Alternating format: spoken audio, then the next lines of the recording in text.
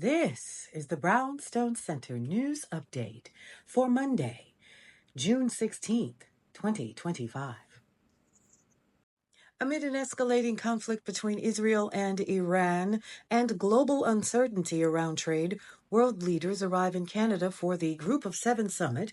Trade and tariffs will be high on the agenda, with the U.S. expected to conduct a series of bilateral talks, starting with Canada today. Canadian negotiators hope to convince the U.S. to lift tariffs on steel and aluminum. Typically a show of unity between the U.S. and its allies, this year's G7 summit is not expected to end with a joint statement. A series of near misses at U.S. airports has rattled carriers and prompted Southwest to act. The Dallas-based airline has added a new cockpit alert system to nearly all of its roughly 800 planes that will voice and text to avoid potential runway collisions. According to the Wall Street Journal, the Honeywell-designed system can alert pilots if they're using the wrong runway, landing on a taxiway, or coming in too fast. Southwest is responding to industry-wide close calls driven by a post-pandemic travel surge in experienced pilots and overworked air traffic controllers. Attention will return to the Federal Reserve this week amid expectations that the central bank will leave interest rates unchanged for a fourth meeting, while the Fed has stressed the need to wait for hard evidence of how new tariffs will affect inflation and jobs. Its quarterly update of economic and interest rate projections Wednesday will be closely parsed for signs of direction on borrowing costs. Tariffs are expected to impact prices, while the labor market is showing signs of softening, presenting policymakers with competing pressures. Coming soon to TikTok, new features that harness AI to help advertisers market their products on the app. Brands will be able to add an image or text prompt about what they're selling, and TikTok ad tools will generate a 5-second advertising clip. The new features are an expansion of TikTok's year-old Symphony generative AI product for advertisers. Meta is reportedly prepping a similar, though more extensive, AI advertising product for rollout next year. Oil prices start to ease slightly today after surging more than 7% over the outbreak of violence between Iran and Israel days earlier. Still, the situation could change quickly if any key oil exporting infrastructure is damaged in the conflict. One of particular concern, Iran blocking the Strait of Hormuz, through which about a fifth of the world's daily oil output travels. The strait hasn't been shut down intentionally or effectively in more than 40 years. French luxury group Kering is getting a new leader. The Financial Times reports, citing anonymous sources. Luca de Mayo, who's served as CEO of French car maker Renault since 2020, will take the helm at Gucci's parent company on July 15th. Kering, which also owns Balenciaga and a slew of other high-end brands, has been struggling amid a marked downturn in the wider luxury market. The group's share price has tanked about 78% from its peak 4 years ago, but popped nearly 10% on the news.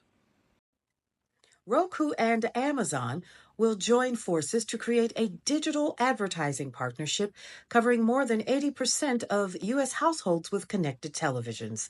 By combining the streaming audiences of both Amazon Prime and Roku channel, along with other offerings, the companies estimate they'll be able to reach 80 million homes, providing advertisers targeted access to a broad swath of consumers in a time of fractured viewing habits. In early tests, the company said they reached 40% more unique visitors while cutting repeat ads by 30%, tripling the value of ad spends. More than 11 years after acquiring WhatsApp, Meta is finally producing and bringing ads to the messaging platform. The social media giant said today it is introducing advertisements to its Updates tab, which contains users' status updates and is viewed by some 1.5 billion people per day. Personal data such as location and device language will be used to target the ads, but chats and private messages will remain end-to-end encrypted and ad-free. The change is a significant one for the app whose founders shunned advertising. The Federal Reserve's economic projections and commentary will be closely watched this week in lieu of an expected change in interest rates. The central bank is forecast to leave its key borrowing rate on hold for a fourth meeting amid uncertainty over the effect of tariffs and geopolitical events. Almost half of economists surveyed last week by Bloomberg News expect rates to remain unchanged as a hedge against resurgent inflation until or unless data point to slowing growth and rising unemployment. Doctors at Department of Veterans Affairs hospitals nationwide could refuse to treat unmarried veterans and Democrats under new hospital guidelines imposed following an executive order by Donald Trump. The new rules obtained by The Guardian also apply to psychologists, dentists, and a host of other occupations. They have already gone into effect in at least some VA medical centers. Medical staff are still required to treat veterans regardless of race, color, religion, and sex, and all veterans remain entitled to treatment. But individual workers are now free to decline care for patients based on personal characteristics not explicitly prohibited by federal law. Juneteenth celebrations have been scaled back this year due to funding shortfalls as companies and municipalities across the country reconsider their support for diversity, equity, and inclusion initiatives.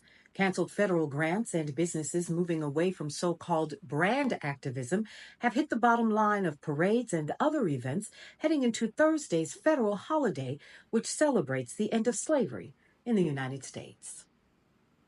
President Donald Trump on Sunday did not rule out the U.S. getting involved in the ongoing conflict between Israel and Iran, while hinting that he would be, quote, open to seeing Russian President Vladimir Putin help de escalate the tension.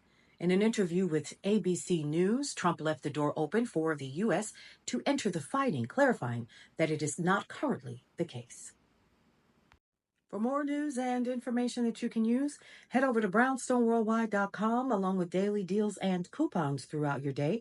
Listen in to Cityscape Radio for sounds you'll remember, as well as podcasts you'll enjoy. Don't forget to check out Brownstone Living magazine, available at brownstoneworldwide.com. The free digital version is also available with TJ Mercer, founder of Move-In Day Mafia, on the cover. Also, don't forget to follow us on Brownstone Worldwide on YouTube, Facebook, and everywhere else on the internet. And also follow me, Paulette on the Mic, on Substack for journalistic commentary and content. We'll see you around. Welcome to the neighborhood.